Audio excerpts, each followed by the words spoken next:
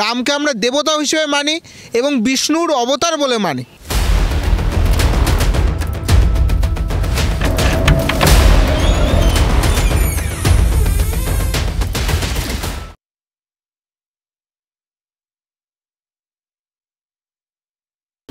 নমস্কার, আপনারা দেখছেন রাষ্ট্রীয় টিভি বাংলা। রাষ্ট্রীয় টিভি বাংলার জনতার আদালতে আপনাদের সকলকে স্বাগত জানাই। সাধারণ মানুষ, সাধারণ জনতা কি বলছেন সেই কথা আমরা বিভিন্ন সময় কিন্তু আপনাদের সামনে তুলে ধরি। আর আজ যে বিষয় নিয়ে আমরা কথা বলবো, সামনেই কিন্তু রয়েছে রাম মন্দিরের উদ্বোধন। আর সেই রাম মন্দিরের উদ্বোধনের পুঙ্খানুপুঙ্খ তুলে ধরবো আপনাদের সামনে। শুনে নেব রাজনৈতিক দলের নেতারা কি বলছে। আমরা জানি 22শে জানুয়ারি কিন্তু রাম মন্দিরের উদ্বোধন, এবং সেই রাম মন্দির নিয়েই কিন্তু বিভিন্ন সময় বিভিন্ন রকম বিতর্ক উঠে এসেছে। কখনো দেশের যে সমস্ত প্রধান পুরোহিতরা রয়েছেন তারা কিন্তু বলেছেন যে তারা যাবেন না রাম মন্দিরের উদ্বোধনে। আবার কখনো কিন্তু কংগ্রেসের পক্ষ থেকে যখন রাম মন্দির চত্বরে ঢোকার চেষ্টা করা হয়েছে সেই সময় কিন্তু কংগ্রেসের পতাকা ছিঁড়ে ফেলা হয়েছে। আজ সেই বিষয়গুলোই কিন্তু তুলে ধরবো আপনাদের সামনে। আমাদের এই মুহূর্তে আমাদের সঙ্গে রয়েছেন, আমরা কথা বলে নেওয়ার চেষ্টা করবো তাদের সঙ্গে। রাম মন্দির 22 তারিখ রাম মন্দির উদ্বোধন হচ্ছে, এবং সেই সময় আমরা যেটা দেখেছি যে যেখানে বাবরি মসজিদ ছিল সেখানেই কিন্তু রাম মন্দির তৈরি হচ্ছে। এবং আপনাদের এখানে অনেকেই মুসলিম সম্প্রদায়ের লোক রয়েছেন, সেই ক্ষেত্রে দাঁড়িয়ে আপনারা কিভাবে রাম মন্দিরকে সাপোর্ট করছেন? একটাই বিষয় হচ্ছে ধর্ম যার যার উৎসব তত্ত্ব। আমাদের মেনটা যেটা মেন মূল্য, ধর্মটা যার যার উৎসব তত্ত্ব।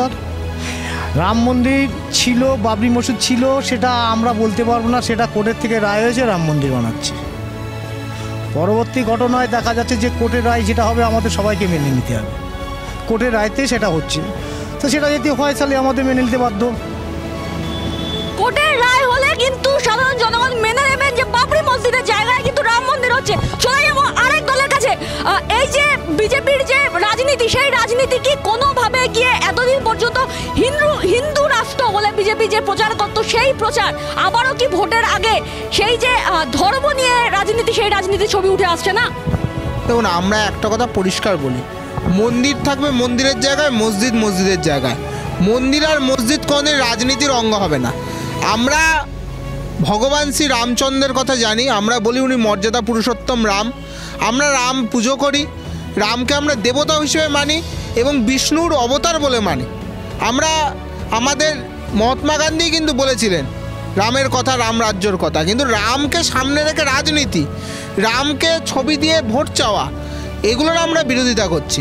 রাম একটা মন্দির হচ্ছে, সেই মন্দিরে হচ্ছে সুপ্রিম কোর্টের অর্ডারে সেই মন্দির। তাহলে কি কোথাও গিয়ে কংগ্রেসের তরফে রাম মন্দির, যেই এলাকায় রাম মন্দির হয়েছিল, আপনি কিন্তু বলছেন যে রাম মন্দির, রামকে নিয়ে কখনো রাজনীতি হয় না, কিন্তু সেক্ষেত্রে দাঁড়িয়ে অযোধ্যার যে এলাকায় রাম মন্দির হচ্ছে সেই এলাকায় কংগ্রেসকে পতাকা নিয়ে ঢুকতে দেখা গেল, এবং সেই পতাকা যখন সাধারণ মানুষ ছিঁড়ে ফেললেন তাই নিয়েই কিন্তু শুরু হলো বিক্ষিপ্ত হয়ে গেছিল কংগ্রেস নেতারা। কি বলবেন? না, প্রথমত ওটা সাধারণ মানুষ ছিঁড়ে ফেলেনি, ওটা ছিঁড়ে ফেলেছে বিজেপির লোকেরা। আজকে আমার যেটা ভালোবাসার পতাকা, কারুর একটা প্রমাণ আছে বিজেপির লোকেরাই ছিঁড়ে ফেলেছিল সেই পতাকা? 100% প্রমাণ আছে। 100% সব কিছুর প্রমাণ হয় না। এখন আপনারা যদি প্রমাণ চান যে কে কার বাবা, কে কার ছেলে, সব কিছু প্রমাণ করা তো যায় না, কিন্তু এইটা মানুষ সবাই জানে ওটা বিজেপিরা করেছে। এবং আমি এখানে একটা দায়িত্ব নিয়ে বলছি, আজকে হতে পারে আপনি একটা ক্লাবের সমর্থক হতে পারেন, মোহামেডানের সমর্থক হতে পারেন, ইস্ট বেঙ্গল মোহামেডানের সমর্থক হতে পারেন, আপনি কংগ্রেস, কেউ বিজেপি, কেউ তৃণমূলের সমর্থক হতে পারে, কেউ অন্য একটা ম্যানচেস্টার ইউনাইটেড সাপোর্টার হবে। তারা তাদের পছন্দের পতাকাটা নিয়ে যেতেই পারে একটা মন্দিরে। আমরা কাশী বিশ্বনাথ মন্দিরে যাই না পতাকা নিয়ে? কিন্তু বারবারই কিন্তু একই প্রশ্ন করবো আপনাকে। আপনি কিন্তু বারবারই প্রথমেই কিন্তু এই কথা বললেন যে ভগবানকে নিয়ে কোনো রকম কোনো রাজনীতি নয়, তাহলে রাজনীতির রং কেন লাগছে? রাজনীতির রং তো বিজেপি লাগাচ্ছে, বিজেপি লাগাচ্ছে রাজনীতির রং। আমরা বলছি তো ভগবান রাম সবার, রাম সমান। চলে যাবো অন্য দলের কাছে। সত্যিই কি বিজেপি রাজনীতির রং লাগাচ্ছে? দেখুন, বিজেপি রং লাগাচ্ছে সেটা তো কংগ্রেসরা জানে, কেন কংগ্রেসরাই আজকে ভেদাভেদ চালু করেছেন। আর যত এই দলের যে হিন্দু মুসলমান যত যা কংগ্রেসের করা, এগুলো কংগ্রেসরাই আজকে এমন একটা জায়গায় দাঁড় করিয়ে দিয়েছে যে এই সরকার টিএমসির সঙ্গে কংগ্রেসের যে মিলিত যে আগের যে ছোঁয়া, সেই ছোঁয়াটা কিন্তু এই কংগ্রেসই করিয়েছে। আজকে ধর্মবিরোধী যত কিছু হয়েছে, ধর্ম সন্ত্রভাবে যা কিছু হয়েছে সব কংগ্রেসের দেওয়া। কংগ্রেসটার করার পরেই এই সিপিএম আর টিএমসির এটা চলছে, কারণ ওনারাই সেই জায়গাটা দেখিয়েছে যে আগামী দিনে যে ধর্ম নিয়ে যে কীভাবে রাজনীতি এটা কংগ্রেস ছাড়া কেউ শেখাতে পারে না। আমরা ছোটো থেকে দেখে আছি বাবা দাদুরা যারা বলছেন এরা কংগ্রেসেরই দেওয়া করা।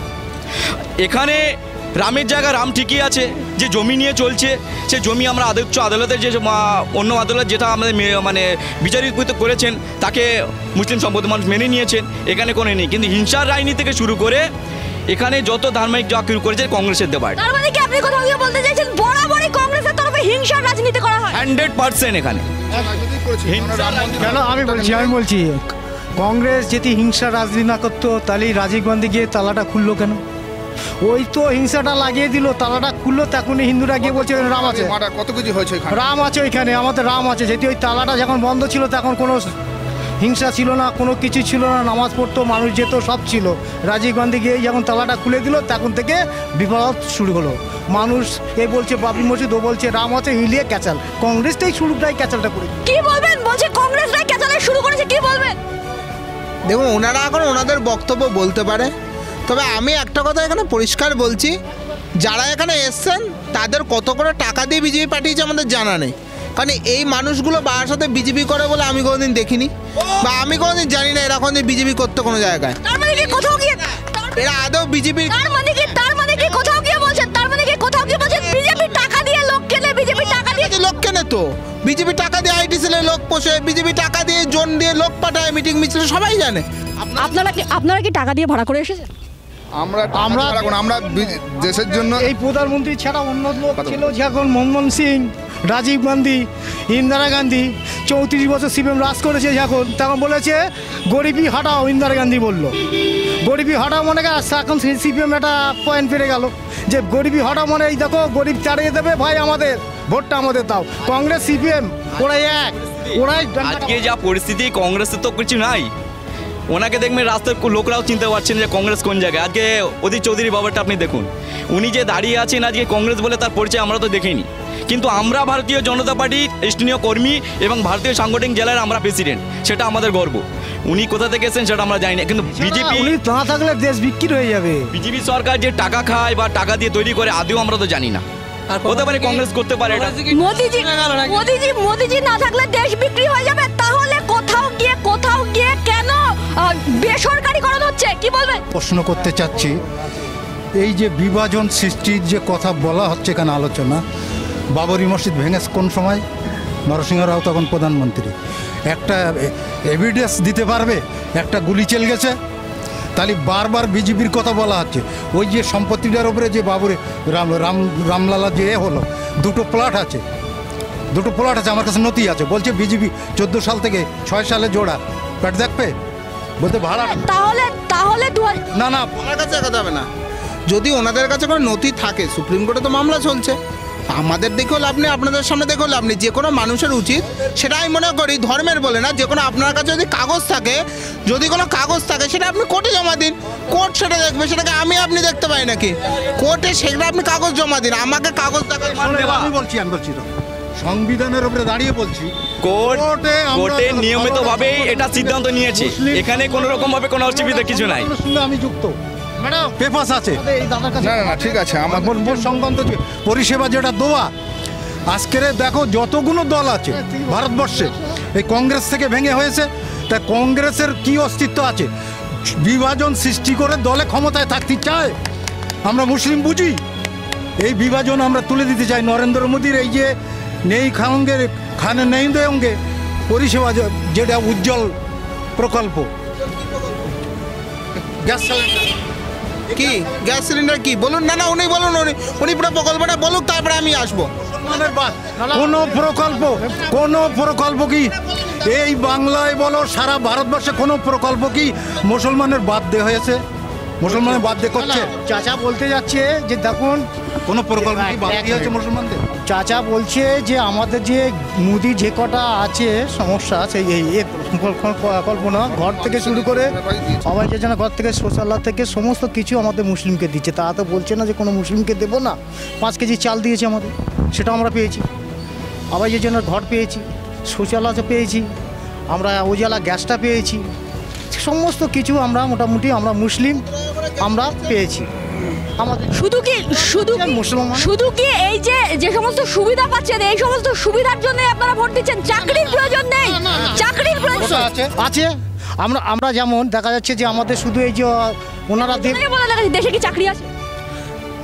আজকে দেশে দেখুন বেকারত্বের হার কোথায় সেটা সবাই জানে, দেশে এবং রাজ্যে। দেশে আপনাদের বলার সময় আমরা চুপ করেছিলাম, একটু বলতে দিন, তারপরে আপনারা বলবেন। আপনারা বলবেন, আপনারা যখন বলেছেন তখন চুপ। থামুন একটু আপনাদের কাছে যাবো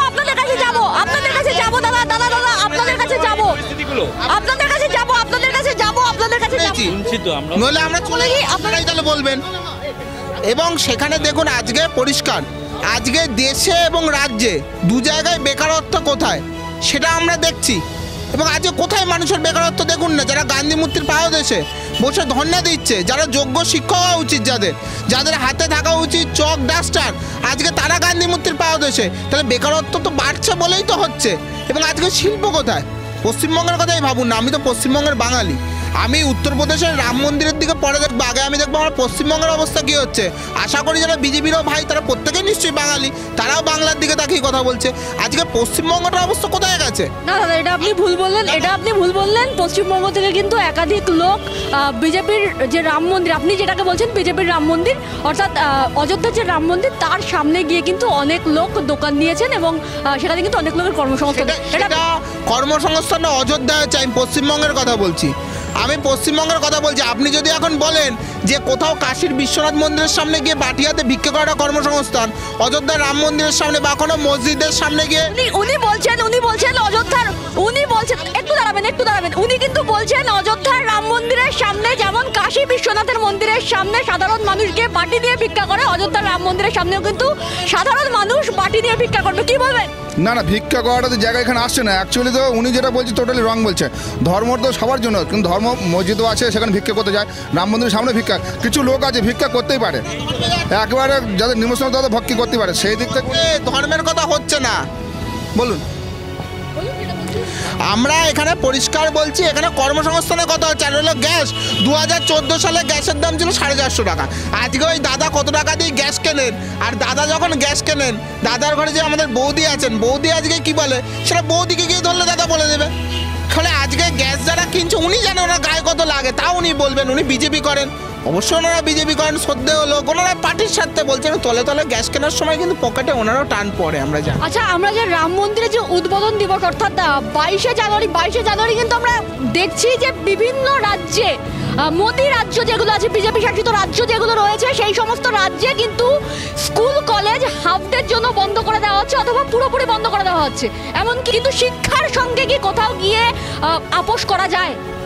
না, শিক্ষার সাথে তো কোনোদিনই আপোষ করা যায় না, কারণ শিক্ষা এমন একটা বিষয়, শিক্ষা হচ্ছে জাতির মেরুদণ্ড। আমার শিক্ষা যদি না থাকে তাহলে তো আমি বুঝবোই না কোনটা ভালো কোনটা খারাপ। সেখানে আমরা আবারও বলছি, দেখুন 22 তারিখ রাম মন্দির উদ্বোধন হচ্ছে, এটা সম্পূর্ণভাবে রাম জন্মভূমি ট্রাস্টের কর্মসূচি। প্রধানমন্ত্রী গিয়ে সেখানে উদ্বোধন করছেন, সেটা তারা চেয়েছে, প্রধানমন্ত্রী উদ্বোধন করছেন প্রধানমন্ত্রী হিসেবে। এখানে আমরা জানি না, বিজেপির বন্ধুদের দেখছি বিভিন্ন জায়গায় গিয়ে তারা আমন্ত্রণ জানাচ্ছে। আচ্ছা ধরুন আপনার বাড়ি একটা অনুষ্ঠান, আপনি যদি আমাকে অতিথি হিসেবে ডাকেন, আপনি আসবেন, আপনার পাশের বাড়ির লোক তো আমাকে কার্ড দিতে পারে না, তাহলে বিজেপির লোকেদের এখানে কি আছে রাম মন্দিরে তারা এসে কার্ড দিয়ে আমাদের আমন্ত্রণ জানাচ্ছে বাড়ি বাড়ি? আমি তো এটাই বুঝতে পারছি না। ওনারা তো রাম জন্মভূমি ট্রাস্টের কেউ না, যারা বাড়ি বাড়ি যাচ্ছেন তারা কেন্দ্রীয় সরকারেরও কেউ না। একদমই আপনার কাছে ফিরবো। একই প্রশ্ন আপনাদের কাছেও রাখবো, কোনোভাবে কি শিক্ষার সঙ্গে আপোষ করা সম্ভব, আপোষ করা যায়? দেখুন, শিক্ষার সঙ্গে আপোষ করা যাওয়ার কোনো জায়গা নেই, শিক্ষার জায়গায় আছে। তাহলে গিয়ে কোথাও গিয়ে কেন 22শে জানুয়ারি স্কুল কলেজ বন্ধ করে দেওয়া হচ্ছে? যেই সমস্ত রাজ্যে বিজেপি সরকার রয়েছে সেই সমস্ত রাজ্যে কেন এই 22 তারিখ স্কুল কলেজ বন্ধ করে দেওয়া? দেখুন, রামের আজকে দীর্ঘদিনের জন্য যে লড়াই সংকটের জায়গা থেকে আজকে রামের একটা বড় ধামান চালু হচ্ছে, সেই জায়গাটায় খুশির জন্য আজকে সমস্ত টিচাররা বলেছেন আমরা ছুটি, সমস্ত লোক। কিন্তু টিচারদের তরফে তো এমন কথা বলা হয়নি, এমন কথা বলা হয়েছে যে রাজ্যের যে সরকার রয়েছে সেই সরকারের তরফে। না, সেরকম কোনো ব্যাপার নেই। এগুলো রাজ্য দরকার না, রাজ্যরা তো এগুলো নিয়ে রাজনীতি করছি, রাজ্য রাজনীতি করাটাই স্বাভাবিক। কেন ওনারা সব কিছু ছোটো ছোটো জিনিসগুলি রাজনীতি করে, যেটা একটা ভারতবর্ষের একটা এত বড়ো জায়গায় একটা প্রতিষ্ঠাতি হচ্ছে, সেই জায়গায় এই নিয়ে রাজনীতি করাটা কোনো সম্ভবত কোনো জায়গা নেই। এখানে আমরা যাই যে সেই দিনটা ছুটি থাকুক, সকলে খুশি পালিত করে, সব বাড়িতে পুজো করুক, সবাই আনন্দ ভোগ করুক। এখানে ওই নিয়ে কোনো রকম বিতর্ক কোনো জায়গা নেই। এগুলো অ্যাকচুয়ালি কংগ্রেসগুলো এগুলো করে। কংগ্রেসের আজকে ছোট ছোট জায়গা নিয়ে ইস্যু করে, সেই ইস্যুটাকে সমস্ত জায়গায় বার্তা ছড়িয়ে দেওয়া, এগুলো কংগ্রেসের করা এগুলো। কোথাও গিয়ে কি আপনারাও বলতে চাইলেন যে বিজেপি অশিক্ষিত? আপনি যে কথা বললেন সেটা অবশ্যই। গরুর দুধের হলে কেউ সোনা খোঁজে? গরুর দুধে সোনা খোঁজে দিলীপ ঘোষ। তো অশিক্ষিত যারা কি শিক্ষিত লোক গরুর দুধে সোনা খোঁজে? গরুর দুধ থেকে একটু এখানে যারা আছেন এত ভাইরা আমার আছে, একজন একটু গরুর দুধটা একটু ছেঁচে একটু সোনা বের করে দেখাক, মেয়ে নেবো দিলীপ ঘোষ শিক্ষিত। গরুর দুধের দুধটা সবাই, দুধটা খেলে সবার শরীরে পুষ্টি হয়, সবার শরীরে ক্ষমতা প্রয়োগ করা, সেই কারণেই উনি বলেছে যে সোনা তৈরি হয়, তার জন্য শরীর থেকে সোনা প্রয়োগ হয়, এইটাই বলেছেন উনি। ঠিক আছে না, সোনা কেন, সোনা কিন্তু বোঝাতে চায়নি। 1947 সালে দেশ স্বাধীন হয়েছে, কংগ্রেস চালিয়েছে। এ তো সবে তো জুম্মা 8, তার মানে দুবার নির্বাচনের মুদিয়ে আছে। 1947 সালে যখন দেশ স্বাধীন হয়েছিল, ইন্দিরা গান্ধী প্রধানমন্ত্রী ছিল।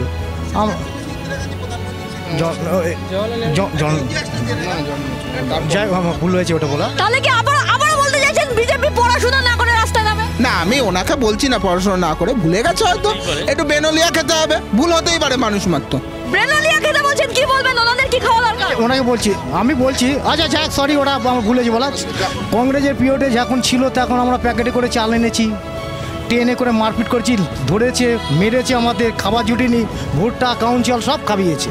বাজারে যেতাম, ব্যাগ কেড়ে নিত, ছিনতাই হতো রাস্তায়, তারা কেড়ে আমাদের কাছ থেকে পয়সা নিয়ে তারা লুট ফারাজ করে নিত, গরিবকে শোষণভাবে তারা খাটাতো, পয়সা দিত না। তার মানে কি না, কিন্তু আমাদের এখন তো আমরা খুব ভালো আছি। আমি যে 1000 টাকার গ্যাস কিনছি, আমার কোনো গায়ে লাগছে না। তার মানে কি বলছেন, কংগ্রেসরা যখন ক্ষমতায় ছিল, কংগ্রেসরা এক প্রকার গুন্ডাগিরি করেছে? একদম গুন্ডাগিরি। কি বলবেন, গুন্ডাগিরি করেছেন আপনারা? এটা ভাবা যায়? ওনারা 1947 সালের কথা বললো, আপনারা কিছু রেকর্ড দেখুন। 1947 সালে যেদিন ভারতবর্ষ স্বাধীন হয়েছে, সেদিন ভারতের শিক্ষাগত হার কত ছিল, আর 2014 সালে কত ছিল?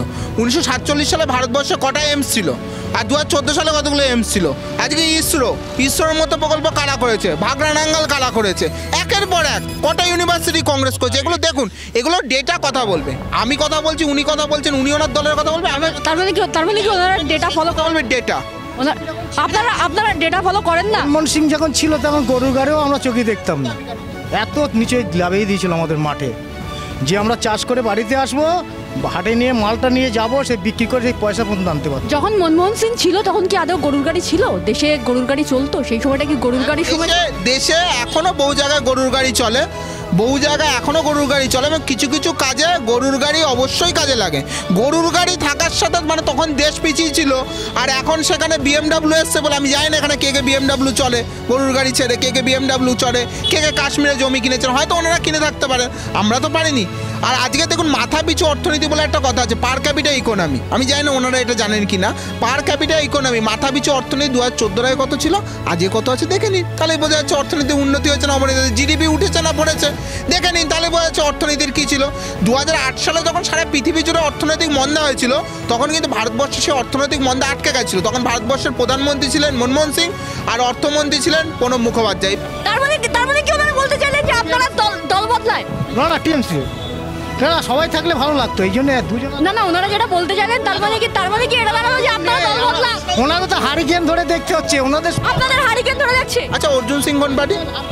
অর্জুন সিং কোন পার্টি, বিজেপি না তৃণমূল? মুকুল রায় বিজেপি না তৃণমূল? কৃষ্ণ কল্যাণী বিজেপি? শুভেন্দু তো বিজেপি করে, কিন্তু যারা বিজেপির টিকিট জিতে তৃণমূলের টিকিট জিতে বিজেপিতে, তারা বিজেপি না তৃণমূল ওরা বলতে পারবে?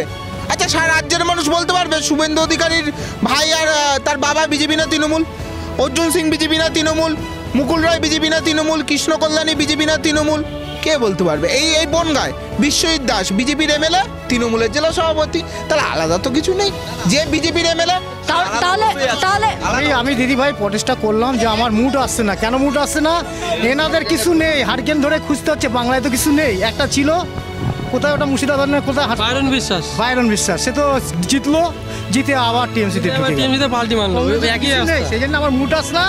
আপনারা ক্যামেরা বন্ধ করুন। বিশ্বাস দেখলে কংগ্রেস থেকে কোনো লাভ হবে না, লাভ মেরে টিএমসিতে চলে গেল। আইএসএফ টিএমসি থাকলে ভালো লাগে, ওরা আছে বাংলায়, এদের কিছু নেই, এদের সঙ্গে কথা বলে লাভ। তার মানে আপনি বলতে চাইছেন কংগ্রেসের কোনো কিছুই নেই? এদিকে আপনারাই তো বলেন সিপিএম একদম জিরো নয়, কংগ্রেস হলো মাইনাস। কি বলছে, আপনারা মাইনাস? দেখুন, এখন ওটা ওনাদের রুচি। একটা বিতর্ক করতে গেলে যে ইস্যুর ওপরে হয়, সেই ইস্যু সম্পর্কে কথা বলতে হয়, কারা এলে ওনাদের ভালো লাগতো না লাগতো, কিসে ওনাদের ভালো লাগে না লাগে সেটা তো আমরা তাহলে- বলতে পারবো তাহলে না। কি- তাহলে কি ওনাদের আবারও- কি ভালো লাগবে না লাগবে এটা ওনাদের ব্যাপার। না দাদা দাদা দাদা, তাহলে কি আবারও বলছেন যে বিজেপির সঙ্গে তৃণমূলের একটা যোগসাজশ রয়েছেই? ওনারাও জানে, ওনারা গায়ে জ্বালা করছে। ওনাদের জিজ্ঞেস করুন তো অভিষেক ব্যানার্জি কোনো গ্রেপ্তার হচ্ছে না? রোজ ওনাদের গায়ে জ্বালা দেয় অভিষেক ব্যানার্জি গ্রেপ্তার। কেন গ্রেপ্তার হচ্ছে না? কেন বলে গ্রেপ্তার? দেবে, সময় বলে ইয়ে মা না, না, না, ওটা আইনি ব্যাপার, ওটা জেতলা গ্রেফতার হচ্ছে যা হচ্ছে আপনাদের আইন। যখন সরকার ছিল কতগুলো চোর গ্রেপ্তার হয়েছিল? আইন যাকে বলবে ওর যখন কংগ্রেস সরকার ছিল কতগুলো চোর গ্রেপ্তার হয়েছিল? আচ্ছা আচ্ছা আচ্ছা, তাহলে আরেকটা প্রশ্ন রাখবো। যারাই তৃণমূল থেকে বিজেপিতে যাচ্ছে, যেমনটা আমরা দেখেছিলাম যে শুভেন্দু অধিকারীর নামেও কিন্তু অভিযোগ উঠেছিল, কিন্তু শুভেন্দু অধিকারী যখন তৃণমূল ছেড়ে বিজেপিতে গেল ঠিক তারপরেই কিন্তু তার নামে আর কোনো অভিযোগ নেই। কি বলবেন? দিদিভাই তাহলে কি সত্যি আপনারা ওয়াশিং মেশিন? না বলছি এক মিনিট, বিশ্ব শর্মা, অজিত পাওয়ার, তারপরে হচ্ছে আপনার ওই নারায়ণ রানে, অনেক লোক ঠিক আছে, আছে। এরা সবাই সবাই বিজেপি ছেড়ে চলে গেছে। ছিল বিজেপিতে যখনই ঢুকছে সেই- একটা বড় ওয়াশিং মেশিনে ধুয়ে গেছে একদম পরিষ্কার আলু বসার যা পরিষ্কার, সব কালো ধুয়ে যাচ্ছে। অজিত পাওয়ারের নামে নিজে প্রধানমন্ত্রী বলেছিলেন 70,000 কোটি টাকা দুর্নীতিতে অভিযুক্ত। সেই অজিত পাওয়ার আজ উপমুখ্যমন্ত্রী মহারাষ্ট্র গভর্নমেন্ট। দেখাতে পারবে? তাহলে প্রধানমন্ত্রী সঠিক না অজিত পাওয়ার সঠিক? ওনারা বলুন। তাহলে কি আপনারা না, সঠিক তো ওই তো আপনারা সত্যি বিহারে কি কংগ্রেসে কি নেতাটা নামটা জানি না, সে কত টাকা নিয়ে পালাচ্ছিল, হাওড়া আমাদের স্টেশনতে তাকে ধরা হলো, কত কোটি টাকা এবারে এই লোকসভার ভোটে ইলেকশনে লাগায় বলে নিয়ে চলে যাচ্ছিল। সেই টাকাটা আমাদের মোটামুটি সিপিআই হোক আর যাই হোক এডি হোক তারা ধরে উদ্ধার করে। তাহলে কি কোথাও না। তাহলে কি কোথাও গিয়ে এই যে টাকা দিয়ে রাজনীতি, সেই রাজনীতি বিজেপি করে না? বিজেপি করে না কেন, কংগ্রেসই ছিল। আমরা যখন ছোটোবেলায় শুনেছি বাবা মার কাছে যে একটাই দল ছিল, তখন কংগ্রেস আর কিছু ছিল না। তখন এই দলটা উনি যে হচ্ছে রদ বদল যে করছে, কংগ্রেসটাই ছিল। কংগ্রেস থেকে আজকে বিজেপি করছে, টিএমসি করছে, কালকে আবার কংগ্রেস ভালো লাগছে না, কংগ্রেস তো চলে গেছে, যেন কংগ্রেসে কেউ নেই। এই আমাদের সম্বাদে একটা সোমেন বলে কে ছিল আমি চিনি না, নাম শুনেছিলাম শিয়ালদায়, ওর মাঝে সাথে শুনলাম। কি বলবেন? আপনাদের কেউ নেই? ওনারা সোমেন মিত্রকেও চেনেন না। ওনারা এই একজন পাওয়া গেল সোমেন মিত্রকে, হ্যাঁ সোমেন বলে ডাকছে, সোমেন মিত্র। সোমেন বলছে, এটা আমার মনে হয় না সুকান্ত মজুমদার শুভেন্দু অধিকারী ওইভাবে সোমেন মিত্রকে সোমেন বলে বলবে। নরেন্দ্র মোদীকে নরেন্দ্র মোদী বলি, নরেন্দ্র মিনিমাম ডিবেট এসে বলছি। আনলে, এটা আপনাদের চ্যানেলকে বলছি, আপনাদের চ্যানেল নতুন চ্যানেল, ভালো চ্যানেল, ভালো হোক, কিন্তু একটু ক্লাসি লোকেদের না হলে আমাদের ডাকবে না। সোমেন মিত্র তার মানে ওনারা কিছুই জানে না, রাজনীতি করার যোগ্যতাই নেই। আপনি নিজে বলুন না, আপনি শুভেন্দু অধিকারী মহাশয়কে গিয়ে ধরুন, সুকান্ত মজুমদার, দিলীপ ঘোষকে গিয়ে ধরুন, ওনাদের পার্টির টপ লিডার, তারা সোমেন মিত্রের সম্বন্ধে ওরা মন্তব্য করবেন। আমি দায়িত্ব নিয়ে বলছি, আমার অন্য দল তারা করতে পারে, আমি যেটুকু ওনাদের সম্বন্ধে জানি ওনারা করবেন না। সোমেন মিত্রর মতো রাজনীতিবিদ সম্বন্ধে যারা এইরকম মন্তব্য করে, দে আর নট পলিটিক্যাল পার্সন। আপনারা ডিবেট করলে আমরা পলিটিক্যাল পার্সন, আমি পলিটিক্যাল পার্সন, ফলে আর একটা আমাদের পজিশনে যদি ডাকবেন পলিটিক্যাল পার্সন। ওনারা বলছেন আপনাদের রাজনীতি করার যোগ্যতাই নেই। কি বলবেন? আরে বাবা, সিদ্ধান্ত শঙ্কর রায় ছিল প্রধানমন্ত্রী, মুখ্যমন্ত্রী। সে যখন ছিল আমার বলতো যে বাবা চাল নিয়ে এসছি, আমাদের নুকিয়ে নুকিয়ে নিয়ে এসছি, বাবা আজকে তোরা খাস না, না খেয়ে থাক। তার পরের দিন দুপুরবেলা দুটো দিয়েছে, তা মা রান্না করে দিয়েছে, আর নুকিয়ে নুকিয়ে খাওয়াইছে আঁচল চাপা দিয়ে। তা সেই কংগ্রেসের আমলে আমরা চিনি না, আফ্রিকার ফালতু সময় আমাদের নষ্ট করছেন দিদিভাই। কংগ্রেসের সময় বলছে ওনারা চেনেন না, কংগ্রেসকে ওনারা চেনেন না। কি বলবেন? তাহলে উনি তখন হয়তো অন্য দেশে থাকতো। চেনে না এমন ব্যক্তি পাওয়া গেল, মানে ভারতবর্ষে বসবাস করছে। এবার পক্ষ থেকে একটা মঞ্চ করা হোক, আমি নীলাভা ব্যানার্জি, কংগ্রেসের রাজ্য সম্পাদক ও রাজ্য মুখপাত্র, ওনাকে একটা সম্বর্ধনা দেবো, ওই দাদাকে একটা সম্বর্ধনা দেবো, আপনারা মঞ্চ সাজান, আমরা সম্বর্ধনা দেয়। আপনি কি সম্বর্ধনা নিতে আসবেন? ওই যে ভাইরাল বিশ্বাস জিতে নিয়ে চলে গেছে, ওই নেবে, আমার নেওয়ার দরকার নেই। ওনাদের সঙ্গে তো আপনাদের কোনো সম্পর্কই নেই, ভাইরাল আপনি ছিলও না, করেছে। উনি আপনার দলেও ছিল না, আসেওনি। অর্জুন সিং কি করেছে? সব্যসাচী দত্ত কি করেছে? হ্যাঁ, কৃষ্ণ কল্যাণী কি করেছে? হরকালি কি করেছে? কি করেছে? কি করেছে বলো? ওরা তো এটা মানসিক তো বেইমানি করিনি, এ জনগণ আমি একটা সাহসে তাকে ভোটটা দিলাম। আর যেই মুকুল রায়কে তার মানে ওনারা বেইমানি বলছেন না? ওনারা মুকুল শান্ত থাকুন, এগিয়ে আসবেন, উত্তেজিত হবেন না, উত্তেজিত হবেন। শান্ত আছে, এখানে উত্তেজিত হবেন নেই। আপনাদের মুকুল নিজেদের রায় কি তার মানে বেইমানি করেনি উনি বলছেন? অর্জুন সিং বেইমানি করেনি উনি বলছেন? তাহলে ওনার দলে সুকান্ত মজুমদার, দিলীপ ঘোষ একরকম কথা বলে, উনি একরকম কথা বলেন, কারণ আমরা যাই না এই কথা, কিন্তু ওদের বলতে আমরা দেখি না। বিজেপির যে অফিসিয়াল মতামত আমরা দেখি বা বিভিন্ন স্পোক পার্সনরা বলে, সেই মতের সাথে ওনাদের মত মিলছে না। তাহলে ওনারা বিজেপির কি কোথাও গিয়ে নিজেদের দলের সঙ্গে নিজেদের কোনো নেতার এক এক নেতার সঙ্গে অন্য নেতার কথাবার্তা মেলে? ভালো বলবে এটা অনুপম হাজরা। অনুপম হাজরা ভালো বলবে, ওনাদের দলে কেন্দ্রীয় সম্পাদক ছিল, হালে সরিয়ে দিয়েছে। অনুপম হাজরার কাছে নিয়ে যাবেন, এই উত্তরটা দিয়ে দেবে। ফেসবুকে ভালো ভালো পোস্ট করে, দিয়ে দেবে। বলবেন আসলে আসলে কংগ্রেসে থেকে সব সরে সরে মাইনাস হয়ে গেছে, তো তখন ওই জন্য অনেক কিছু মনে হচ্ছে এ মুকুল রায় টুকুল রায়, ঠিক আছে। আমি আর বেশি কিছু বলবো না। ঠান্ডার মধ্যে ঠান্ডার মধ্যেই তো ওয়েদার দেখছি গরম হয়ে যাচ্ছে। ঠান্ডা অবস্থা, পশ্চিমবঙ্গের চপ শিল্প অত্যন্ত এগিয়ে যাচ্ছে। ওনারা চপ বেগুনি খাক, খেতে বাড়ি যাক। ওনারা বারাসাতে অতিথি, কেউ নিউ টাউন থেকে এসছেন, কেউ কলকাতা থেকে এসছেন, ভালোভাবে ওনারা সুস্থভাবে বাড়ি ফিরুক। ওনাদের প্রতি আমাদের শুভেচ্ছা রইল। কিন্তু রাজনৈতিক ডিবেট করতে হলে একটু পড়াশুনো করে আসতে হবে। সত্যি কি আপনার বারাসাতের অতিথি? আমরা সবচাইতে আনন্দ পাচ্ছি এই জায়গাটায়। আমি তো মনে করছিলাম যে টিএমসির সঙ্গে আমাদের এই আপনাদের অ্যাডমিনিস্ট্রেশনটা হবে আর কি, কিন্তু একটা এমনই একটা জায়গায় নিয়ে আসলেন, আমার নিজেরই খারাপ লাগছে দিদিভাই। সমদলে কি কখনো ডিবেট হয়? হয় না বলেই তো আসেনি, হলে তো আসতো। ওনারা বলছে সমদলে ডিবেট হয় না, সেই জন্যই আসে। একটা বিষয় আছে কি জানেন তো দিদিভাই,